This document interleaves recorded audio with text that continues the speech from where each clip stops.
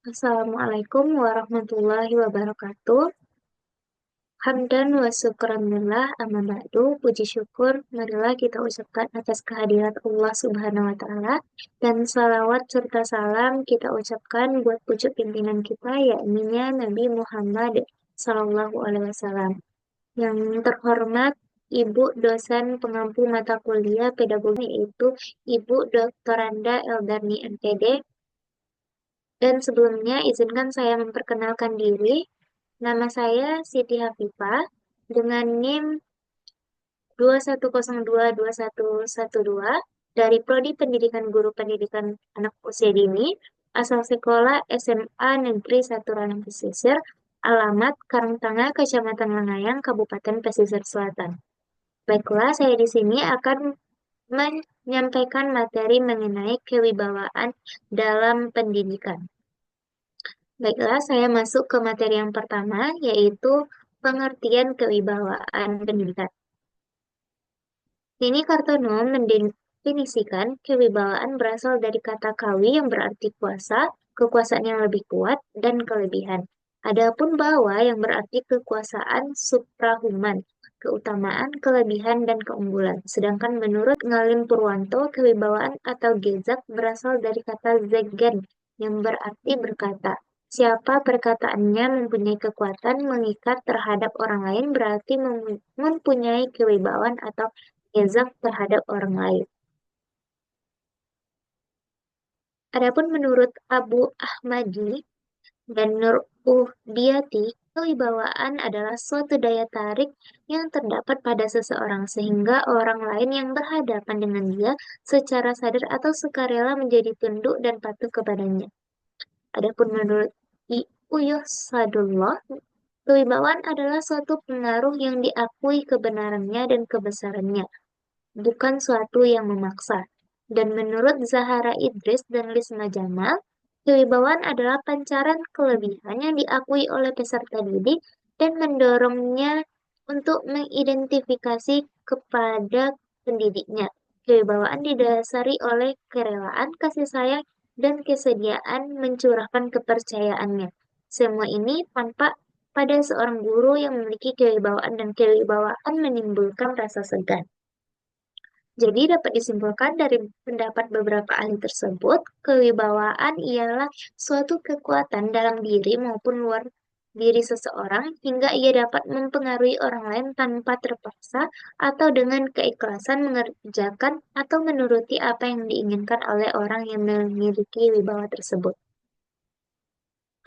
Selanjutnya yaitu faktor-faktor yang mempengaruhi kewibawaan pendidik.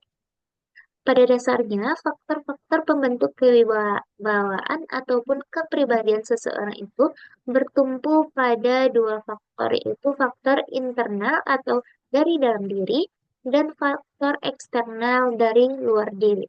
Faktor internal adalah semua faktor yang terkait dengan diri kepribadian batin seseorang seperti penyabar, tenang, tidak mudah marah, penyantun, dan berakhlakul karimah. Sedangkan faktor eksternal atau faktor dari luar diri adalah semua faktor yang berasal dari luar diri seseorang, seperti halnya faktor lingkungan, baik lingkungan sekolah, keluarga, maupun masyarakat.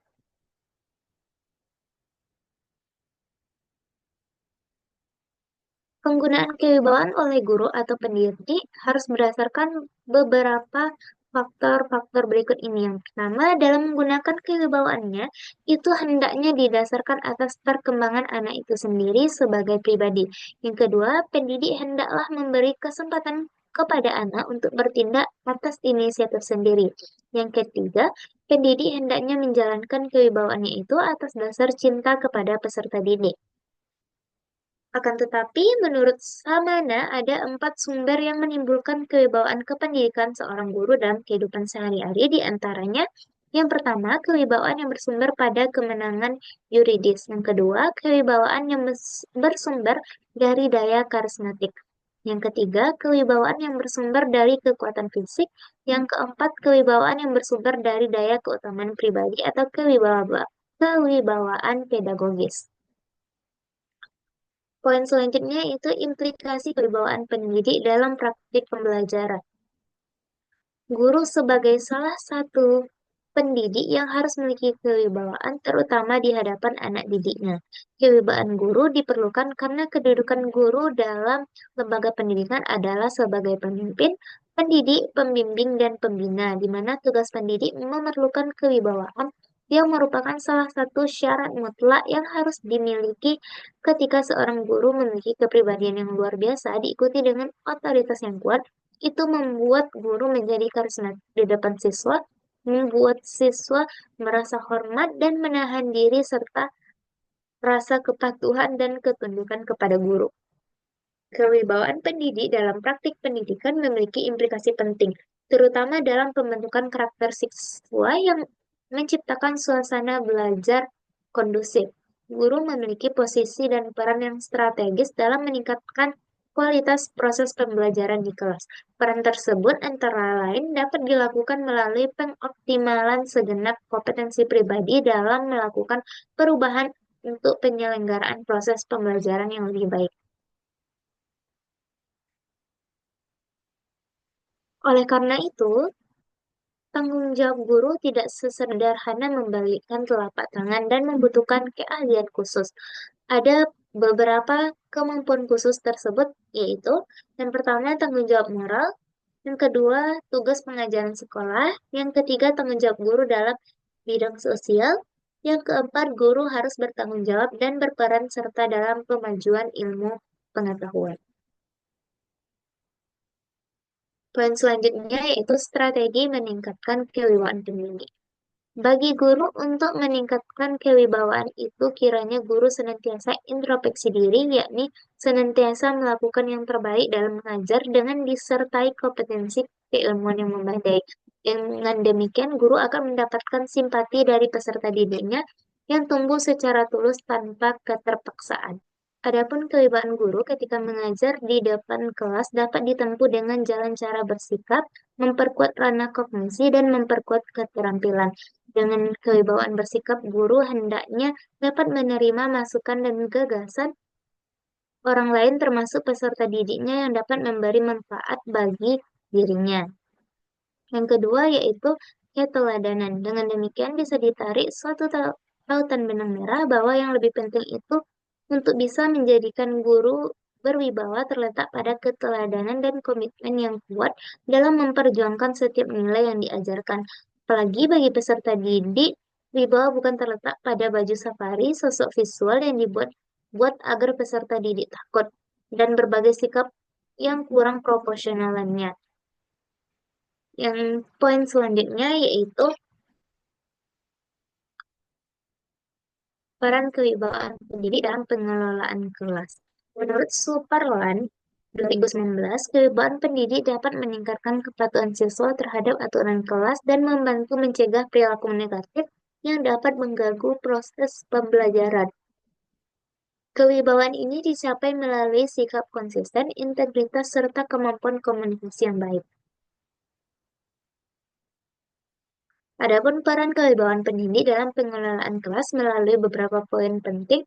Yang pertama yaitu menciptakan lingkungan belajar yang kondusif. Yang kedua, manajemen disiplin dan perilaku. Yang ketiga, motivasi dan inspirasi belajar. Yang keempat, pengelolaan konflik dan interaksi sosial. Yang kelima, pengembangan karakter dan nilai-nilai. Yang keenam, adaptasi inovasi pembelajaran. Yang ketujuh, pembentukan iklim emosional positif. Poin selanjutnya yaitu tantangan dalam membangun kewibawaan pendidik. Menurut Hidayat 2020, salah satu tantangan terbesar yang dihadapi pendidik adalah menghadapi generasi siswa yang semakin kritis dan berani menyampaikan pendapat. Hal ini membuat pendidik harus lebih kreatif dan terbuka, bukan tetapi tetap menjaga kewibawaan mereka. Selain itu, Kurniawan 2022 berpendapat bahwa perkembangan teknologi dapat menjadi tantangan bagi pendidik, karena siswa seringkali lebih cepat mengadopsi teknologi baru, sehingga pendidik perlu terus meningkatkan kompetensinya agar tetap dan dihormati. Beberapa tantangan utama dalam Beberapa tantangan utama dalam pengembangan kewibawaan pendidik meliputi perbedaan karakteristik siswa, yang kedua perkembangan teknologi dan media sosial. Maaf, saya ulangi. Yang pertama, perbedaan karakteristik siswa. Yang kedua, perkembangan teknologi dan media sosial. Yang ketiga, keseimbangan antara kewibawaan dan pendekatan kolaboratif. Yang keempat, kurangnya pelatihan manajemen kelas yang tepat. Yang kelima, kondisi pribadi dan kesehatan emosional pendidik. Yang keenam, tuntutan administratif yang membebani. Yang ketujuh, tekanan dari orang tua atau lingkungan sekolah. Yang delapan, perubahan kurikulum dan kebijakan pendidik. Poin selanjutnya yaitu kolaborasi dukungan dalam kewibawaan pendidik. Yang pertama yaitu kolaborasi dengan rekan pendidik. Yang kedua, dukungan dari kepala sekolah. Yang ketiga, kolaborasi dengan orang tua siswa. Yang keempat, dukungan dari komunitas sekolah. Yang kelima, pelatihan profesional dan pengembangan diri. Yang keenam, penerapan sistem penghargaan dan sanksi yang konsisten. Yang ketujuh, mentorship dari pendidik berpengalaman. Yang kedelapan, kolaborasi dengan psikolog atau konselor sekolah. Yang sembilan, partisipasi dalam komunitas belajar atau kelompok diskusi. Baiklah, mungkin itu saja yang dapat saya sampaikan mengenai materi kewibawaan dalam pendidikan. Maaf jika ada salah kata, saya ucapkan Assalamualaikum warahmatullahi wabarakatuh.